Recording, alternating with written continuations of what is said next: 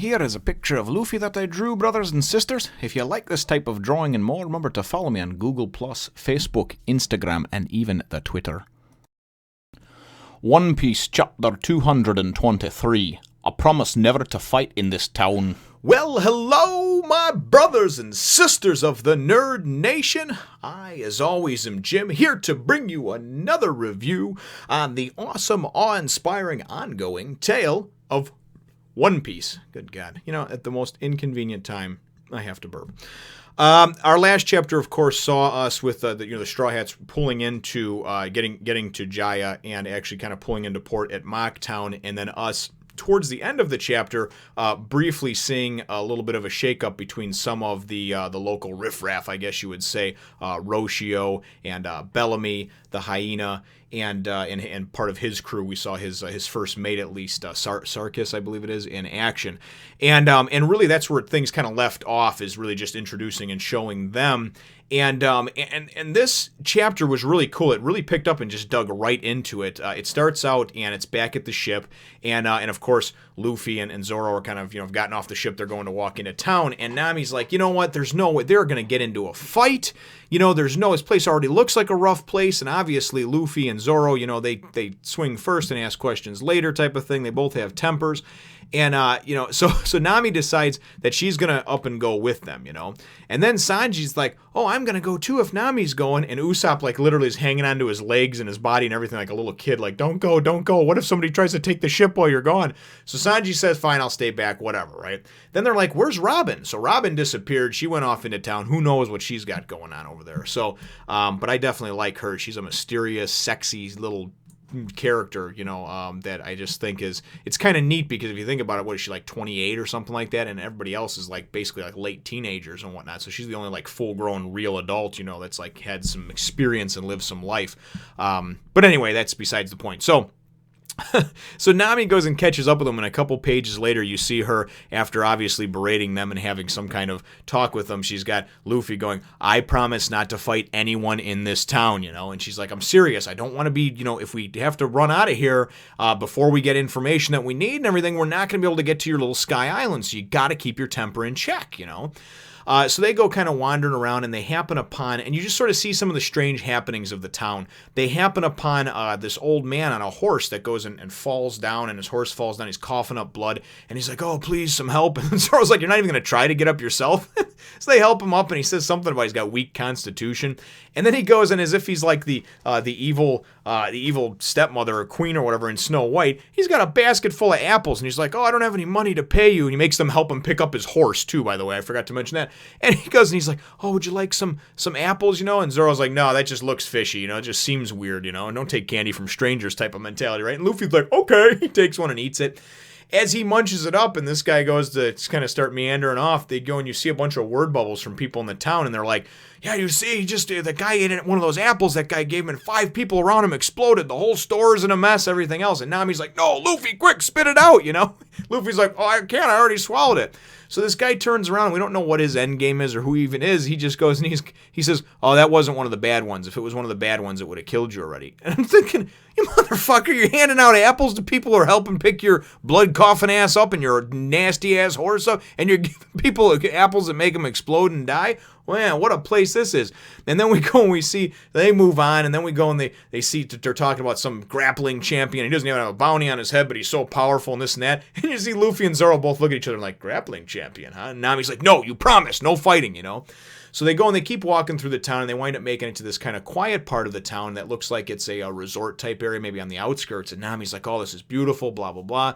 And as they walk up, this real nervous type of guy comes up, and he's just like, oh, no, please, this hotel is being rented by the Bellamy Pirate crew. You can't be here. If they see you here, they're going to freak out, blah, blah, blah. And like, can't we just look around? What the hell, Well, before they even really get a chance to talk to anybody, all of a sudden, Sarkiss appears, right? And he's introduced as the first mate of Bellamy, the Bellamy Pirates, Bellamy the hyena and his pirates. And I believe he has like a 38 million berry bounty on his head, and he's got some tall, nice-looking, I don't know if she's one of the pirates or just some hot chick that he found in town or whatever. I don't know if it's that type of town. He went to the local brothel and picked himself out a prostitute. I don't know. But because she's not introduced, But basically, she's just like, they're like, we don't care what your excuses are. Because they're like, oh, sorry, sir, blah, blah, blah, They're like, we don't want your excuses. Your job is to keep people from, wandering in here and nosing around and stuff like that. So then we kind of go and we see Luffy starting to get angry, and Luffy's like, oh, I should beat that guy up, or can I beat that guy up? And Nami's like, no, you promised you wouldn't, So then Sarkiss is like, yeah, beat me up, are you kidding, And he looks at Luffy, who's just this skinny-looking kid with this straw hat on, right? And, but we know not to underestimate the power of Luffy. And anyway, so he goes and he kind of mocks him, and he goes and he starts saying some shit to him about, making fun of him, but belittling him, it's like a whose dick is bigger type of thing. And then he winds up going in and throwing some money at him, right? And like, here, go ahead and take that and buy yourself some real clothes, kid, that type of situation. And Zoro's actually sitting there, and even though he's kind of got gritted teeth, he's gritting his teeth, he's just, he's like, all right, whatever, I'm not gonna act until somebody tells me to, right? Until my captain tells me to, or Nami gives us the release. And then Luffy's like, well, can I beat him up now? And then Nami's like, and she's pissed too, because she doesn't like being embarrassed. And she's like, no, let's just get out of here. So they turn tail and they walk away, right? And then it's kind of neat because we see, Bellamy goes and, or not Bellamy, Sarkiss goes and is approached by one of the other pirates. We actually see it in kind of a big spread. We see all these Bellamy pirates hanging out, and this one female pirate, goes and shows the wanted poster. And it's not the new one that Luffy's got with the 100 million bounty on it. It's the old one with 30 million. And they're like, hey, this guy's worth 30 million, 30 million berry and this and that.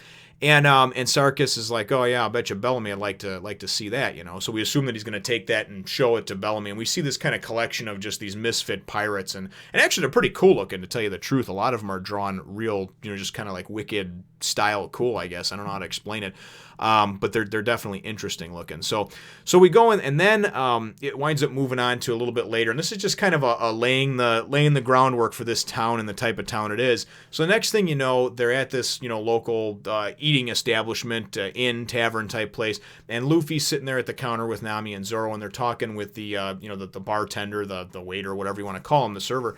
And he's talking about how, this place, basically pirates come here and they're always like killing each other and just doing dastardly things, stealing from each other, killing from each other, but they never harm the townsfolk, because what good is having a shit ton of money if you can't spend it, right? So they never fuck with the townspeople, because they're like, you know what, this is a place that we can go spend our money, get drunk, do whatever, right? So it's funny because we wind up, so there's that kind of explanation of what's going on and everything else. Also, he tells Nami that the log pose will reset in 4 days, right? So Nami goes and she's like, okay, well, you know what? I want to leave in 2 then. Let's make it a point to get our shit together and leave in 2. And while this is happening, there's this other fella sitting next to Luffy at the bar over here, right? And Luffy and him are munching up and whatnot, and Luffy's trying to get the barkeep's attention, and so's this other guy, right? And then they go and they show them, and they're both eating cherry pie or whatever, right? And the one guy is like, he's like, oh yeah, this cherry pie is really good, and Luffy's like, this is the worst cherry pie I've ever had. It's really bad, And they say the same thing, except for one says good, one says bad. And they're like, huh? And they kind of like look at each other and grumble, And then a couple panels go by, right? And this character I know is introduced, and I know is Blackbeard. He's not formally introduced in this chapter, and the reason that I know it's him is just because of the look of him, and because I actually, when I was getting into the Portrait of Pirates series of figures, I actually saw a video unboxing. I think it might have been on Double Four Anime's channel, or I think that's where it was, and I wound up seeing Blackbeard, so I know what the guy looks like.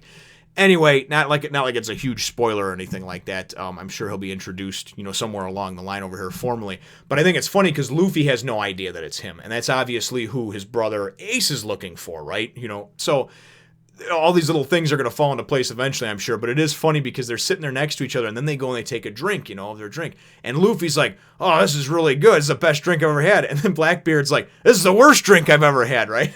And it's funny because then they kind of look at each other again, and they're all pissed off, They get to this point where they literally just want to fight each other, But what winds up happening prior to that is then he's like, Blackbeard's like, I'll take 51 pies to go. And then Luffy's like, I'll take 52 drinks to go, or I'll take 52 packs of meat to go. And then he's like, 53, 54, and they keep going higher to try to outdo each other, And they're at 60, 70, 80, 90, 100, So then finally they look at each other and they're like, what the hell's wrong with you? You want to fight?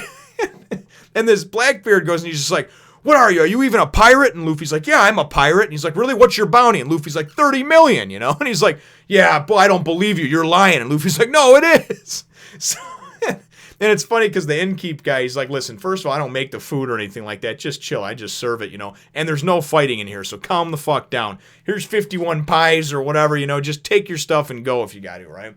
So it is just kind of a funny exchange because we see this character that from what I believe to be is eventually going to be this antagonist in some way, shape, or form. I don't know when down the line, but it's definitely a neat exchange between the two of them because neither one knows who they're dealing with. So the chapter, though, ends up right after that. And that's why I said things escalated quickly because we were just introduced in the last chapter to this Bellamy the hyena, right? And the chapter ends with Bellamy going and busting in, you know, the saloon doors like in an old Western film or whatever, and he busts in and he's just like, he's got the wanted poster. He's like, has anybody seen a pirate with a straw hat? And I'm like, oh shit. And then somebody's like, it's Bellamy.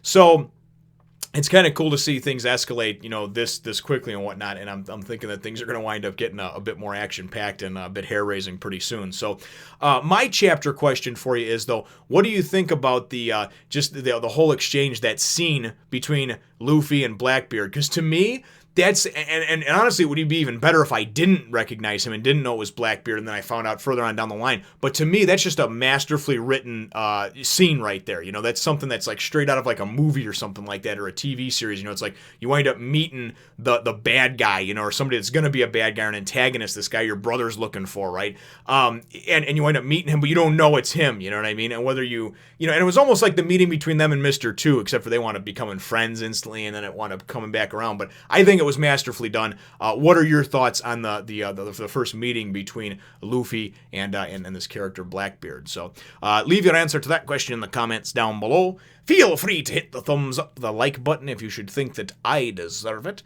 and subscribe if you haven't done so already. We will look forward to catching you in the next Fun Nation. What? Did someone say Blackbeard? I'm looking for that chap. Subscribe.